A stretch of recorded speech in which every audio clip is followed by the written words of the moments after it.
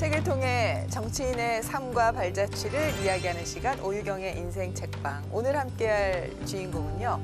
사회적 약자, 소외된 이웃의 편에서 따뜻한 정치를 펼치고 계신 분입니다. 더불어민주당의 소병훈 의원 오셨습니다. 어서 오십시오, 의원님. 네, 안녕하십니까. 안녕하세요. 반갑습니다. 환영합니다. 고맙습니다.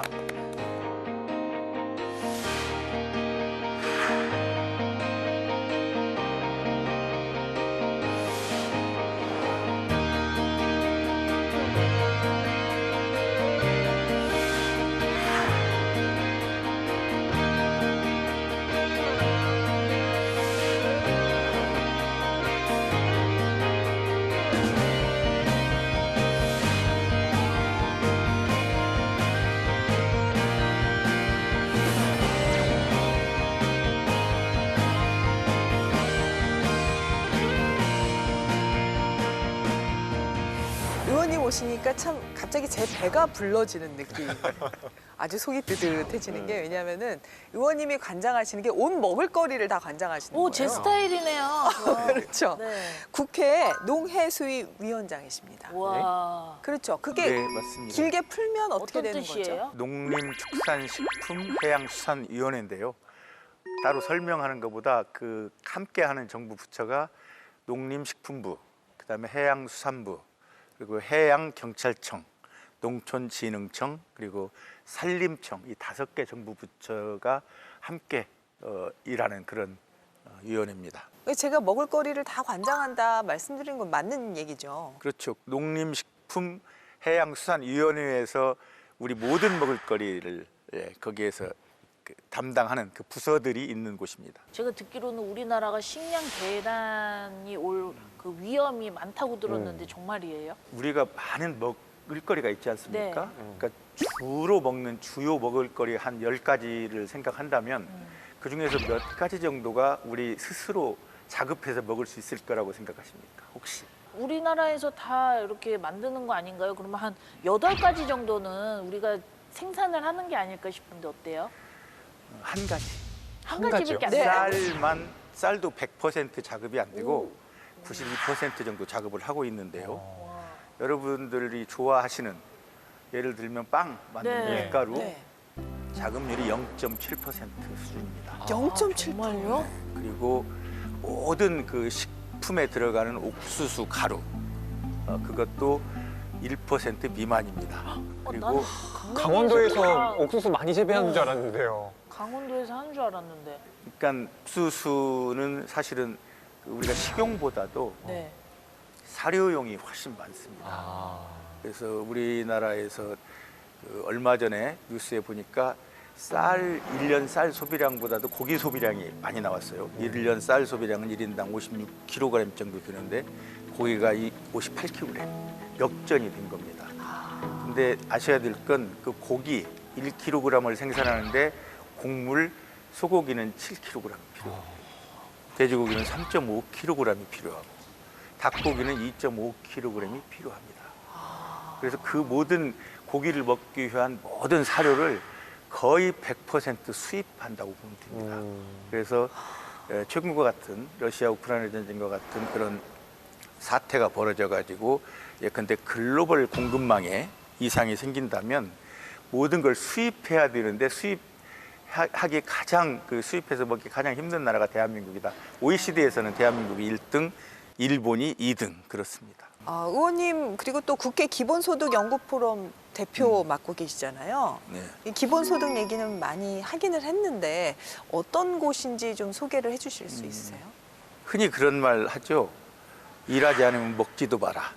그렇잖아요. 근데 일을 하고 싶어도 일자리가 없어서 일을 못하면 그 사람도 먹지 말아야 됩니까? 그러진 않잖아요. 먹어야죠. 그럼요. 그래서 지금 갈수록 일자리들이 좀 줄어들고 있고 그리고 기본소득은 어디에서 시작하느냐면 일단 생존이 기본권이다. 그래서 생존을 위해서 그 기본권을 정부가 그건 보장해야 되겠다. 그래서 최소한의 살아가는 데 필요한 최소한의 부분은 정부가 책임지다. 그게 이제 기본소득의 출발입니다. 그리고 모두가 나누어야 될 자산, 모두가 나눠야 될 재화들을 일부가 편중해서 가지고 있거든요. 그러니까 이제 그런 부분도 자기가 그 재화를, 그 재산을 얻기 위해서 얼마만큼 노력했느냐, 그 노력에 비해서 더 많은 재화를 차지한다면 그걸 나누자. 그 국가에서 나누어서 거기에 참여하지 못한 사람들에게 일정 부분 똑같이 나누자. 기본소득의 아마 취지라고 보시면 될 겁니다. 자, 소병호 의원님 국회 입성 전에는 출판사를 하셨습니다. 진짜요? 네.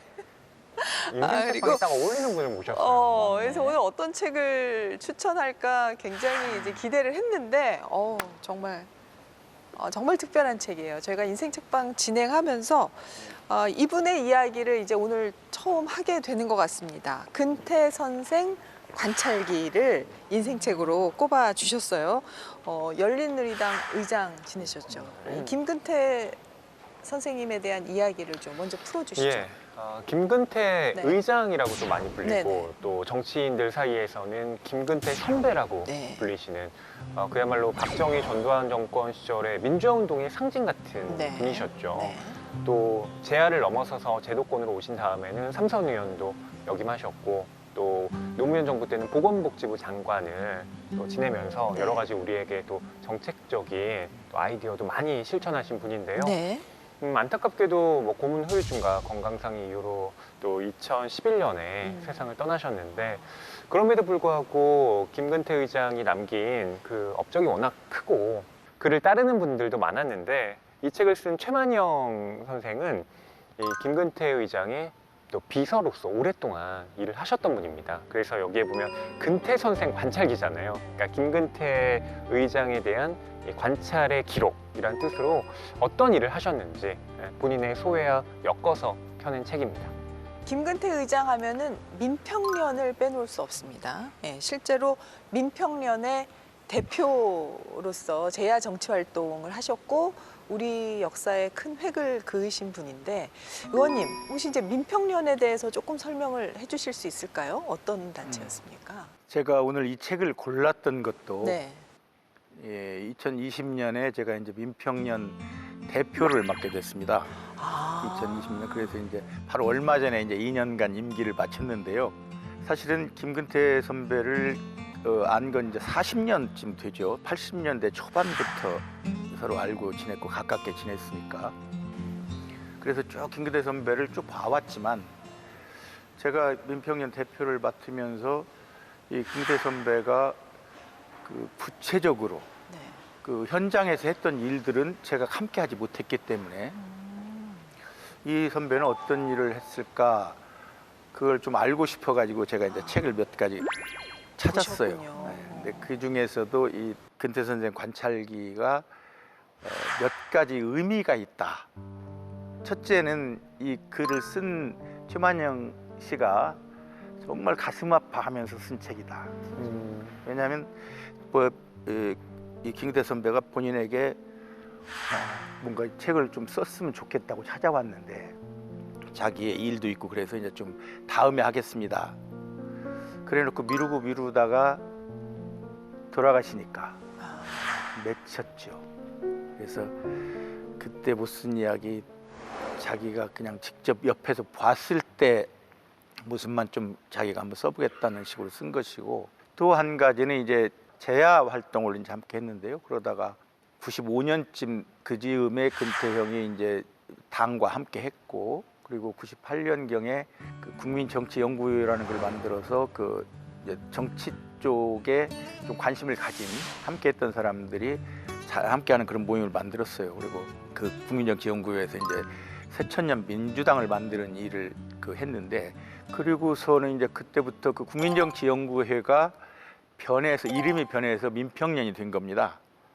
경제 민주화와 평화 통일을 위한 국민연대가 긴 이름인데, 근데 이제 이 책을 읽고 김근태 선배의 글을 몇 개 읽으면서 민평련 대표 일을 좀 성실하게 충실하게 해야 되겠구나 한 생각이 들었던 그런 책입니다. 예, 아마 지금 시청하시는 분들께서도 김근태라는 걸출한 정치인 기억하시고 또 그리워하는 분들도 계실 텐데요. 오늘 근태 선생 관찰기 자, 핵심 이야기 속으로 들어가 보도록 하겠습니다. 김근태 따뜻한 세상을 꿈꾸다. 첫 번째 차트 뜯어보겠습니다. 자, 민주주의 실천가라고 얘기를 하셨는데요. 이 실천가라는 말에 좀 주목을 해주세요. 그냥 단순한 운동가가 아니라 실천가입니다. 김근태 의장이 열린우리당 원내대표이던 시절인데 네. 아시다시피 당시 열린우리당이 여당이긴 했는데 의석수가 정말 적었습니다. 그렇죠. 43석밖에 안 됐어요. 네. 그러니까 어머. 국정을 이끌어 나가기가 너무 어려웠던 그랬네요. 거죠. 네. 그럼에도 불구하고 원내대표로서 당을 잘 이끌어 나갔다라는 평을 받고 있는데요. 그 이유 중에 하나가 당내에 이 민주주의라고 하는 것을 정말 폭넓게 확산시켰다라는 점에서 그렇습니다. 보통은 당시에 뭐 원내대표를 비롯해서 뭔가 권력을 가진 사람들이 위에서 지시를 하면 밑에 당원들이 일사불란하게 활동하는 뭐 이런 식의 일종의 수직적인 리더십이 좀 많이 확산되어 있던 시대였고, 근데 거기에 대해서 김근태 당시 원내대표가 그러지 말고 우리 토론을 해보자 라고 해서 의원총회에서 이른바 무한토론이라고 하는 걸 도입합니다. 의원들이 하고 싶은 이야기 전부 다 하고 오늘 다 안 되면 다음날 하죠 라고 하면서 그런 식의 실천을 거듭하면서 우리 이야기를 당내에 반영할 수 있고 우리의 목소리가 전달된다라고 하는 그 의지가 이제 전달되면서 이 열린우리당이 적은 의석에도 불구하고 나름대로의 또 존재감을 발휘할 수 있었던 겁니다. 마석 공원묘지에 가보면 네. 김근태 선배 묘지에 네. 민주주의자 김근태 이렇게 되어 있습니다. 그러니까 대중들은 일반 시민들은 아직 거기까지는 이렇게 익숙하지 않으실지 몰라도 정치권에서는 항상 김근태 하면 민주주의자 김근태라고 부릅니다. 아, 그게 무슨 의미가 있네요, 분명히. 그렇죠. 그러니까 오늘 민주주의 실천가라는 말씀을 네네. 하셨는데 네. 가정에서도 네. 그리고 이 밖에 정치에서도 마찬가지로 그 민주주의를 실천했다 이렇게 말씀드릴 수 있을 것 같습니다. 그리고 본인이 힘을 가진 그러니까 뭔가 카리스마가 있는 그런 리더십이라기보다는 그 보이지 않는 카리스마라고 그럴까요? 일단 김근태라는 사람의 그 역정, 살아온 길을 보면 존경하지 않을 수 없다. 그런 것 때문에 많은 사람들이 일단은 한 수 접어주고 갔죠. 저분은 다른 일은 하지 못할 사람이다. 예를 들면 힘을 주어도 자기 마음대로 하거나 어떤 결정을 할 때도 자기 혼자 생각으로 결정은 하지 않을 사람이라는 그런 신뢰가 있습니다. 그런 것 때문에 많은 사람들이 이제 존중을 했고, 그래서 민주주의 실천가라는 말이 매우 적절한 표현이다. 저는 그렇게 생각을 합니다. 그 지금 당원 공천권, 예. 또 의원총회, 지금은 굉장히 당연한 거거든요. 근데 이게 김근태 의장이 도입하신 거였습니까? 그보다 앞서서 예. 대통령 후보 국민 경선제 네. 아마 이런 걸 요즘 그게 언제부터 생겼을까 할 네. 텐데 그게 97년도입니다. 아, 김대중 대통령이 후보가 되기 위해서 본인은 그 당시만 해도 이제 당연히 김대중 그 총재가 후보가 되는 걸로 알고 있었는데 그때 이제 그 국민 경선제를 하자. 그래서 사실은 이제 국민 경선제가 그때부터 시작됐다고 그렇군요. 보면 되고요. 그리고 국회에도 변하게 한 게 많습니다. 원내대표 시절에 대표적인 게 이제 지금 국회 본회의장에 보면 의석이 이제 상임위별로 돼 있어요. 네. 그 당시만 해도 그 다선 의원, 중진 의원들은 뒤에 앉고 초선 의원 앞으로 갔는데 그때 이제 의석 배치를 상임위별로 해서 다선도 앞으로도 가고 상임위에 따라서 초선도 뒤로도 오기도 하고. 아마 여러분들이 보시면 의원 명패 있을 겁니다. 예, 명패가 예, 예. 과거에는 한자로 돼 있었어요. 그걸 한글로 바꿨습니다. 그래요? 네. 정말 그것을 좋은 일을 하셨네요. 그거는. 국회의장이 반대도 많이 했고 많은 사람들이 그때 반대했는데 반대했다면서요. 반대했는데 국회의원이 그래도 헌법기관인데 네. 내 이름 내가 쓰겠다 하고 우리부터라도 내가 그냥 그 명패를 내가 내 이름 내가 한글로 써서 붙이겠다. 그렇게 해서 전체적으로 이제 한글을 쓰게 된 정말 중요한 지금 국민들이 잘 모르는데 네. 오세훈법이라고 혹시 들어보셨을 겁니다. 세운 거? 뭐냐면 돈 안 쓰는 정치. 네네. 그래서 3년인가요? 이렇게 그 이제 여야 합의로 통과시킨 정치개혁법이 있는데 네. 그게 이제 사실은 김근태 선배가 원내 대표일 때 만든 거다. 그 열린우리당 의원석 수가 43명이었는데 그걸로는 법안을 만들 수가 없죠. 근데 그걸 마침 당시에 이제 그 최병렬 그 한나라당 대표가 정치 개혁하니까 꾀를 낸 거죠. 아, 정치 개혁을 저 사람들이 하자고 할 때 우리가 반대할 줄 알고 그렇게 하는데 그때 그냥 이쪽에서 밀자. 그 밀어붙여서 지구당 없애고 나니까 지역에서 돈 쓰는 일이 없어지는 거죠. 지구당에서 뭐 경조사 챙기고 뭐 어디 시민들 어디 뭐 행사 있으면 가서 밥값도 내주고 하던 것들이 없어졌습니다. 그것이 돈 안 드는 선거 그리고 흔히 그 개혁 입법하고 오세훈법 이런 얘기를 하는데 그게 저는 김근태가 만들었다. 이 책에 보면 아마 나와 있을 겁니다. 김근태의 작품이다라는 생각을 합니다. 어쩌면 저도 그 법이 없었다면 정치하지 않았을 겁니다. 못했을 겁니다. 돈이 많이 드니까. 제가 참 안타까웠던 게 그 국회의 잘못된 관행은 물론이고 지금 돈 안 쓰는 선거 얘기하셨는데 그걸 위해서 본인이 양심 고백을 하셔가지고 큰 또 고난을 치르셨잖아요. 그때 얘기 조금 기억나세요? 2002년에 그 대통령 후보 경선을 시작했는데 당이 그 2년 전에 2000년도에 최고위원 선거할 때 본인이 5억 몇천만 원을 썼다 고백을 했습니다. 생각지도 못했죠. 그리고 그 중에서 한 3억 정도는 내가 신고도 하지 않았다. 그런 돈들을 누가 줬다. 그런 얘기들을 했습니다. 그러니까 그 당시 정치권은 발칵 뒤집어졌죠. 어떻게 저럴 수가 있느냐. 정치인의 그러니까 목숨을 걸고 하신 얘기 아닙니까? 그런 거죠. 그리고 심지어는 그 당시에 그 인재근 형수도 반대를 아주 심하게 했다고 그래요. 그래가지고 무슨 일이 생겼냐면 당시 김근태의 지지도가 경선 지지도가 점점점 올라가던 때였습니다. 지지도가 올라가던 때였는데 고백을 하고 며칠 후에 투표를 시작했는데 제주도부터 하거든요. 그야말로 이제 형편없는 표를 받은 거죠. 지내놓고 보니까 결과적으로 그것이 노무현 당시 후보가 후보로 결정되는데 결정적인 역할을 했다. 그렇게 평가를 합니다. 의원님은 고3 때부터 뭐 좀 데모도 하시고 막 반정치적인 그 일에 막 나서셨다면서요? 이제 김근태 선배와 사실 이제 심정적으로 가까워진 이유 중에 하나가 그게 있습니다.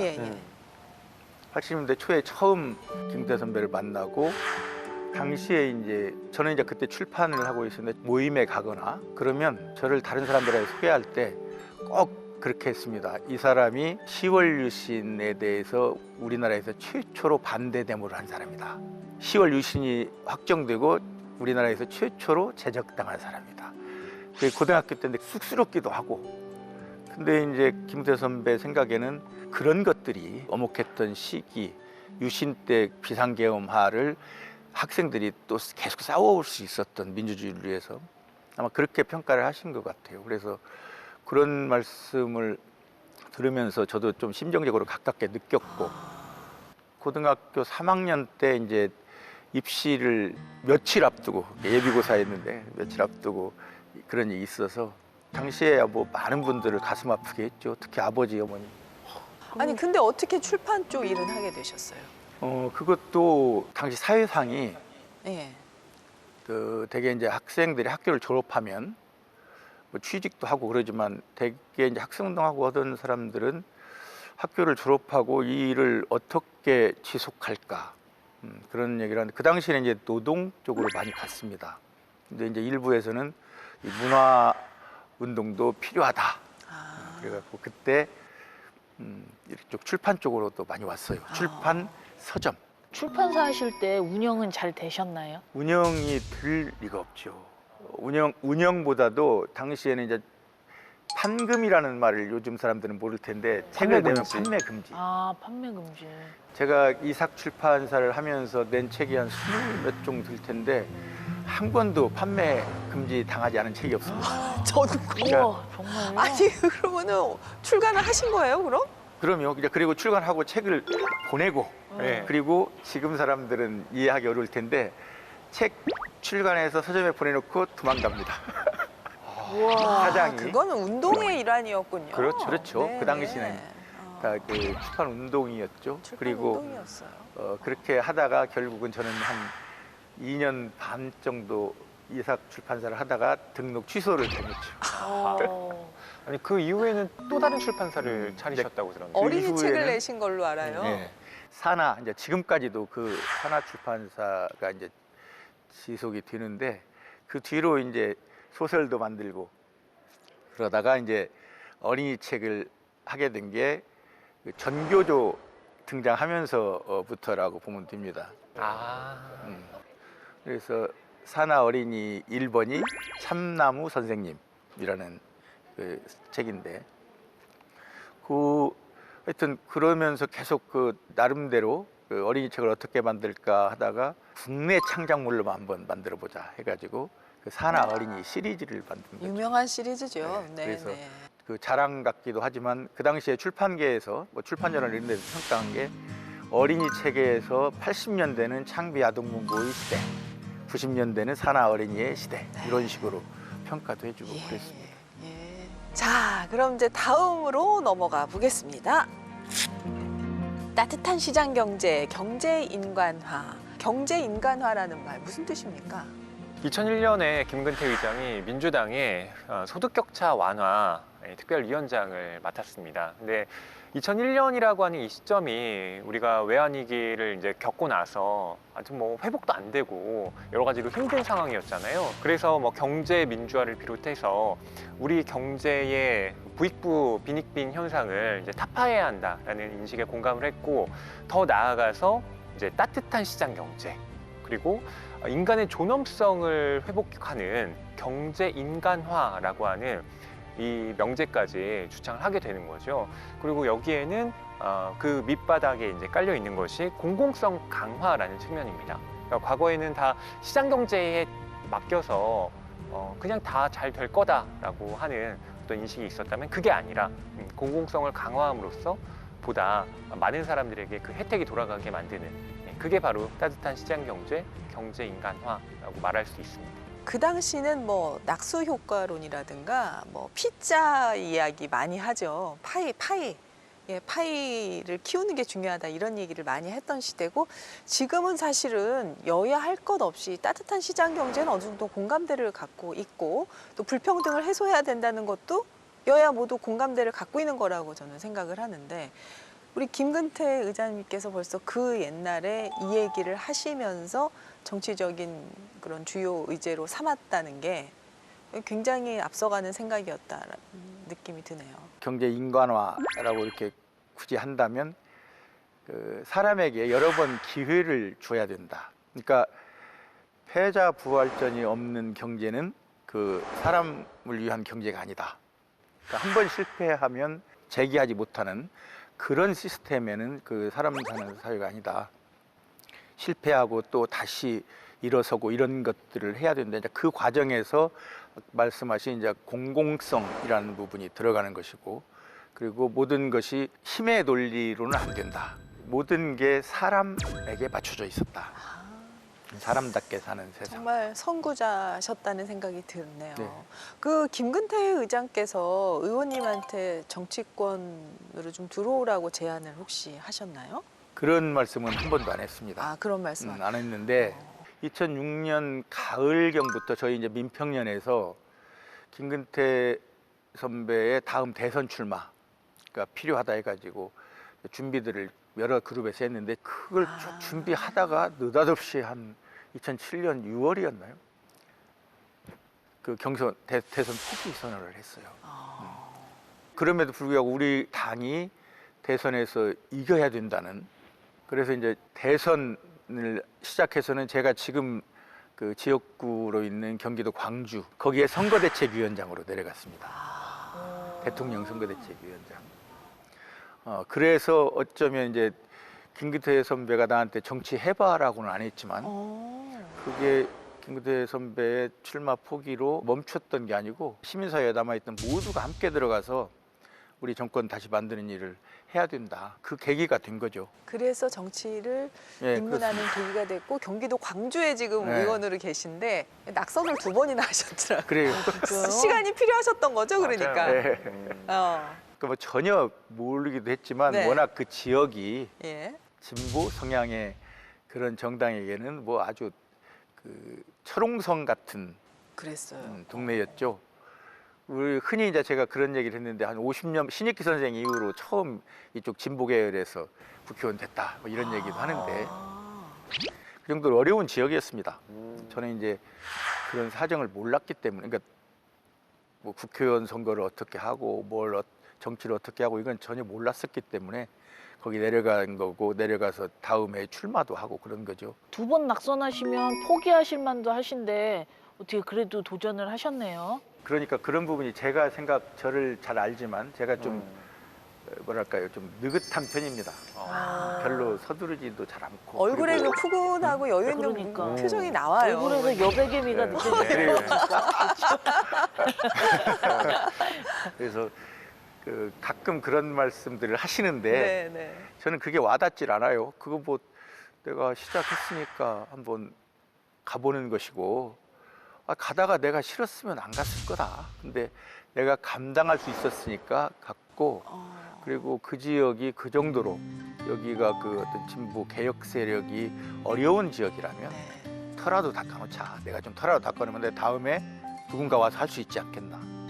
그런 심정이었는데 다행히 그 지역 주민들이 이제 격려도 많이 하고 응원도 해주셔가지고 2번 떨어졌지만 할 수 있었습니다. 근데 정말 2번째는 새벽에 떨어졌거든요. 새벽에. 새벽은 그럼 아슬아슬하게 굉장히 막 아슬아슬한 뒤집히다가 당시에 이제 우리 종이 신문에는 당선자로 나왔어요. 그래가지고 오, 세상에. 진짜요? 얼마 동안은 제가 국회에 있는 줄 알고 사람들이 잘해 이런 얘기도 한 사람들이 있고. 그 정도예요. 와. 그 불과 몇 표 차 안 났다는 거네요. 그렇죠. 이제 마지막 그 개표 지역에서 몰표가 나왔는데 그리고 그때 보면 사전 조사한 곳에서도 제가 조금 이긴다고 나왔어가지고 많은 사람들이 실망을 했죠. 그래서 그분들이 이제 너무 아깝다, 아쉽다 해서 2번째 또 하게. 그러니까 2번째 그렇게 지셨으면은 포기할 수는 없는 하긴 해야 돼요. 그러니까 사실은 아내 눈치가 보였을 거 아니에요. 2번째 큰 차이로 그렇죠. 졌으면. 아, 네. 근데 그런데 뭐 사모님 말리지도 못하셨겠네요. 저보다 더 거기는 좀 전투력이 있어요. 오, 더요? 될 때까지 해라. 그리고 갈 때까지 의원님은 아까 전에 원래 좀 느긋해요 이렇게 말씀하셨잖아요. 근데 아내분이 첫사랑이라고 들었는데 바로 이렇게 첫눈에 반해서 프로포즈를 다급하게 하셨다고 그러는데 정말이에요? 이건 좀 빠르신데요? 그걸 이제 참 재미있는 얘기가 이제 꼬들빼기 김치라는 게 전라도 김치가 있고 아우, 좋아합니다. 맛있죠. 꼬들빼기 그 같이 사는 후배 그 어머님이 꼬들빼기 김치를 담아 오셨는데 네. 그 후배가 그 자기 학교 선배인 제 아내한테 꼬들빼기 김치 먹으러 오라고 했는데 네. 와. 저녁에 이제 김치로 저도 보셨군요. 가보니까 이제 그 후배 선배들 몇 네. 같이 있길래 네. 거기서 이제 같이 앉아서 얘기하다가 와 닿는 게 있어가지고 오. 결혼하고 싶다 내가 그랬더니 그 앉은 자리에서 첫눈에 네, 거기서 그랬죠. 나중에 얘기하는데 무서워서 혼났대. 미친놈인 줄 알았다고. 어머 어머. 그러게 할 일은 그냥 합니다. 와, 의원님.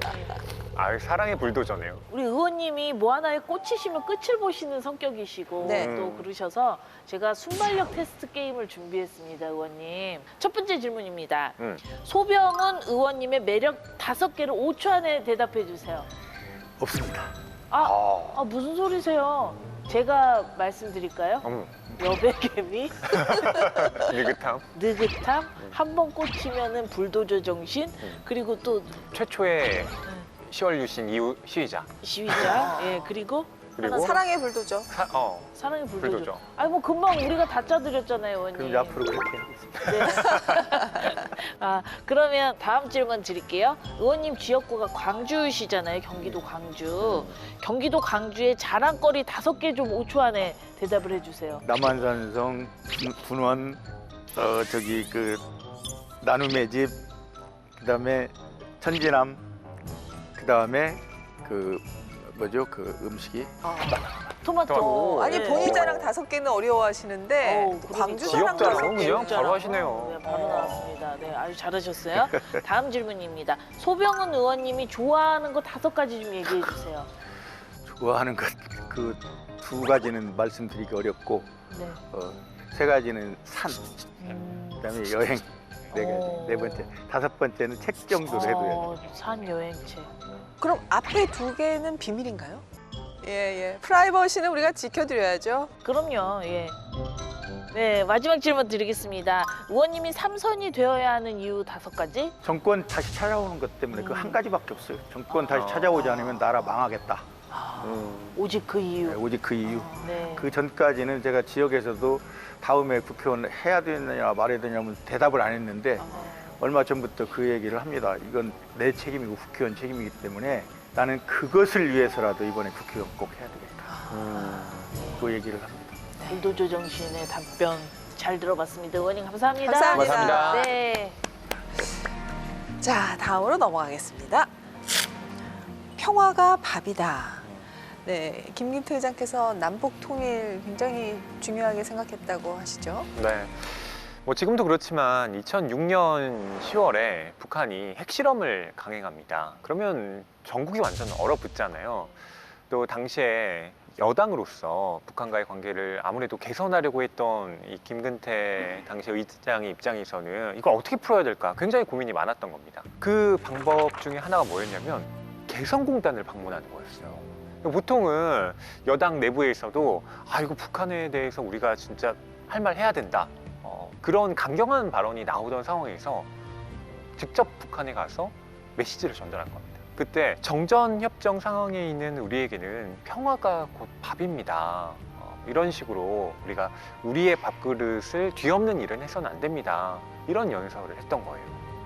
그러니까 이 평화가 밥이다가 거기에서 나온 거죠. 의원님, 김근태 의장님이 꿈꿨던 통일은 어떤 모습이었을까요? 어떤 방식이었을까요? 남북 간의 물리적인 통일 이런 거보다는 네. 함께 살 수 있는 그런 그 상황을 먼저 만드는 게 중요하다. 그래서 절대로 적대시해서는 안 되고 그러다 보니까 그 얘기가 아까 그 얘기 나온 겁니다. 개성공단에 가서 사실은 그 평화가 밥이라는 게 이제 그 아주 밀접하게 관계가 있는 거예요. 그 자리에서 핵실험 중단이나 핵 폐기를 얘기하지 않으면 네. 이게 지속되면 어떻게 네. 하겠나. 네. 그래서 사실은 그 갈등, 남북 간의 갈등이 없고 그리고 서로 그 뭔가 서로 조심하면서 이 평화 상태를 좀 아슬아슬하지만 유지해가는 것이 남북 모든 국민들에게 좋다. 그리고 나라가 편해야 밥벌이도 된다. 네. 네. 쉽게 일도 할 수 있고. 아. 이제 우스갯소리로 이렇게 그런 얘기는 가끔 하셨던 것 같아요. 밥이 뭐 먹다가도 밥이 평화요. 맞아요. 네, 네. 의원님이 생각하실 때 우리 이제 정치사에서 김근태 의장님의 위상 이게 어떻게 돼야 된다고 생각을 하시는지 오늘 특별히 이제 이 책을 선정하신 아마 핵심 이유가 되겠습니다.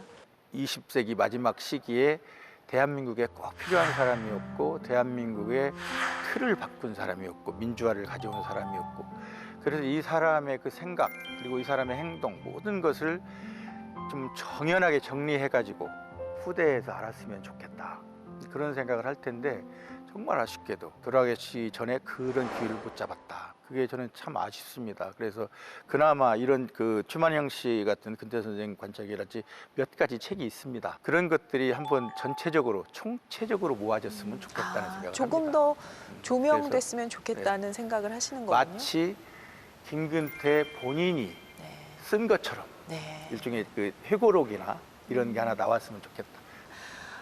어떤 분들이 좀 이 책을 읽어줬으면 좋겠다 생각하세요, 의원님?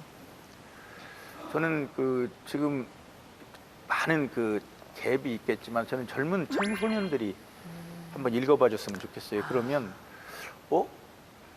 20년 전에도 이런 얘기를 했어?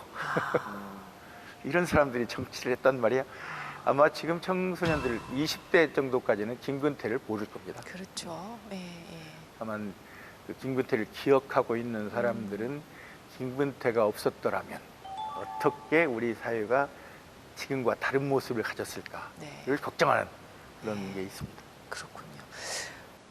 그럼 이제 어떻게 보면 김근태 형님의 어떻게 정치적인 그 뜻을 함께하는 우리 소병훈 의원님은 어떤 앞으로 정치의 꿈을 지금 꾸고 계시고 지금 이번 국회에서는 어떤 목표를 갖고 계신지요? 저는 이번에 농해수위원장을 맡으면서 우리에게 그 식량 문제의 중요성을 다시 한번 생각하게 됐습니다. 그래서 식량 자급이 얼마나 중요한지 꼭 농해수위를 떠나서라도 꼭 하고 해야 될 일이고 그다음에 종자의 중요성, 종자 주권이라고 제가 요즘 얘기를 하는데요. 지난 IMF 때 우리나라 그 종자 회사들이 다 팔려나갔습니다. 그래서 거의 이제 종자 때문에 많은 어려움을 겪고 있는데 그나마 그 이후로 그 업계에서 많이 노력을 해가지고 이제 종자 관련해서는 세계 한 7위 정도까지 올라왔습니다. 그렇게 됐어요? 네. 기쁜 종자 소식입니다, 문제하고. 진짜. 예. 그다음에 에너지인데 네네. 흔히 그 농해수위에서 무슨 에너지 걱정이야 이럴 텐데 재생에너지는 농해수위에 있다. 태양도 그렇고 그러니까 태양열 요즘에 이제 영농형 태양광 사업 네. 이거 이제 점점 해나가고 있는데 태양열이 거기에 있고 삼면이 바다인 우리나라에는 해양 에너지가 농해수위에 있다. 그리고 탄소 중립을 위해서는 산 임업에 또 우리의 미래가 있다. 그래서 저는 그런 부분을 앞으로는 계속 좀 정치하는 동안에는 하고 싶습니다. 식량 주권, 네, 종자 네. 주권, 네. 그다음에 에너지 자립. 에너지. 중요한 거 다 아시는데요. 그게 미래고 필요할 것 같습니다. 예. 권진영 씨 오늘 의원님 만난 소감 어때요? 의원님 처음 뵀을 때는 네. 좀 무서우신 거 아니야 이런 생각했는데 대화를 이렇게 나눠볼수록 이렇게 여백개미가 느껴지시면서 되게 넉넉하시다라는 네. 생각이 들어서 그 넉넉함을 우리 국민들에게 많이 좀 전파해 주셨으면 좋겠습니다. 고맙습니다. 네. 허위평론가 이 책 한 줄 평 부탁합니다. 네, 이렇게 하겠습니다. 토지일관 민주주의자. 네. 진짜 멋진 한 줄 평이네요. 네. 의원님 시청자 여러분들께 하고 싶은 말씀 있으시면 해주시죠. 제가 오늘 이 시간에 하고 싶은 얘기 다 하지 못했습니다. 그래서 기회가 된다면 저는 이 김근태 선배 얘기는 더 하고 싶고 그리고 우리 지역에 계신 광주 시민 여러분이 뽑아서 국회에 보낸 소병훈이가 오늘 이 프로그램을 잘 마쳤습니다. 네. 여러분들이 저한테 또 꼭 당부하고 싶은 말씀 있으면 그리고 요구하고 싶은 일 있으면 아무 때라도 저를 찾아서 얘기해 주시기 바랍니다. 제가 하는 동안에는 잘 해나가겠습니다. 고맙습니다. 예. 오늘 이 방송 보신 시청자분들께서 사람 좋아 보여 그런 얘기 꼭 하실 것 같습니다. 오늘 의원님께서 꺼내주신 김근태라는 화두, 우리 정치사에 지금 중요한 의논이 있는 때 아닌가요? 그 김근태라는 화두가 좀 좋은 역할을 했으면 좋겠다는 생각이 들고 우리 소병원 의원님 중요한 거 지금 다 맡고 계신데 앞으로 일 잘하시라고 저희가 응원 보내겠습니다. 고맙습니다. 네, 감사합니다. 네, 감사합니다. 감사합니다. 고맙습니다.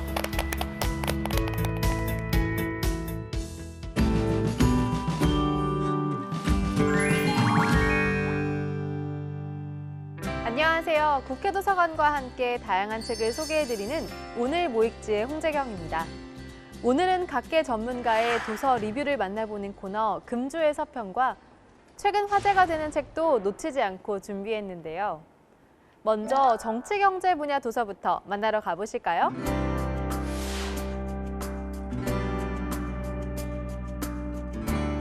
첫 번째로 소개해드릴 책은 마키아벨리입니다. 마키아벨리는 무정부주의자, 혁명론자, 군주의 조언자, 냉소주의자, 이상주의자, 신화 창조자, 분석가 등 격찬과 비난과 애증이 교차하는 다양한 명칭으로 불리는데요. 현재에도 여전히 항의 또는 동의의 목소리를 이끌어내는 마키아벨리의 사상은 어떻게 형성되었을까요? 영원한 도발자 마키아벨리의 열정과 좌절의 행간에서 읽어낸 역사적, 희극적, 비극적 사상가의 삶과 흔적, 마키아벨리입니다. 다음으로 1991년 이친 퇴조의 출발점을 소개합니다. 1991년은 1987년 위기의 정세에서 통치 집단이 유신 체제의 특성으로부터 벗어나 제도를 자유주의적 방식으로 전환하려 시도한 시점이었는데요. 책은 1991년을 이친 퇴조의 출발점으로 규정합니다. 연구자들과 정치 세력, 사회운동이 1991년을 중요하게 분석하지도 기록하지도 않는 이유는 무엇일까요? 분석의 부재와 의지의 과잉이라는 한국 사회의 고질적 병폐와 제한, 1991년 이친 퇴조의 출발점입니다.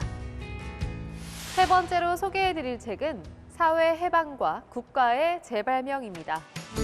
최근 2007년 볼리비아 재헌의회가 추진되면서 신헌법을 지지하는 세력과 반대하는 측의 치열한 갈등이 벌어지는 와중에 진행된 드 소우자 산토스의 강연과 대담을 수록하고 있습니다.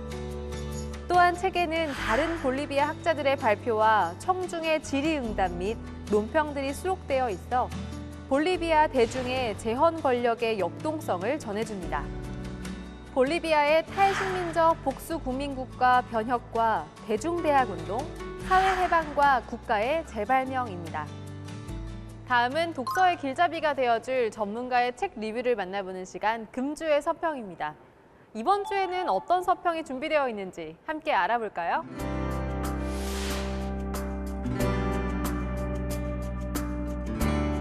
첫 번째 서평책은 독일은 왜 잘하는가입니다. 책은 영국 출신의 유명한 저널리스트가 오랜 시간 독일에 거주하면서 관찰한 독일 사회와 정치의 모습을 영국과 비교 관찰하면서 독일의 다른 모습을 발굴해내는 형식인데요. 서평자 구충권 영남대학교 정치외교학과 교수는 이 책은 주로 저자의 경험에 기반을 두고 독일인들이 잘하는 이유를 설명한다.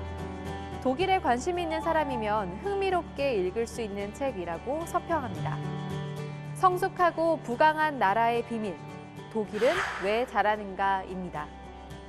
두 번째 서평책은 보호받고 있다는 착각입니다. 책은 보호와 관리로 포장된 테크 기업들의 권력 쌓기와 이들이 주도하는 감시 자본주의에 대한 비판을 담고 있는데요. 서평자 홍남희 서울시립대학교 도시인문학연구소 연구교수는 저자는 풍부한 사례들로 자본과 기술, 남성 엘리트, 백인, 편향적인 현재의 디지털 생태계를 비판한다. 그의 주장은 우리가 테크 기업으로부터 보호받고 있다는 착각에서 벗어나 기술과 문화적 편향의 근원인 실리콘 가치를 해부할 것을 요구한다며 서평을 마무리합니다. 온라인 검열은 누구를 위한 것인가? 보호받고 있다는 착각입니다. 오늘도 국회도서관 추천도서로 즐거운 독서 시간 가져보시기 바랍니다.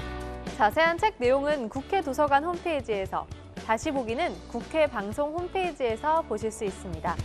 저는 다음 주에 새로운 책으로 여러분을 찾아뵐게요.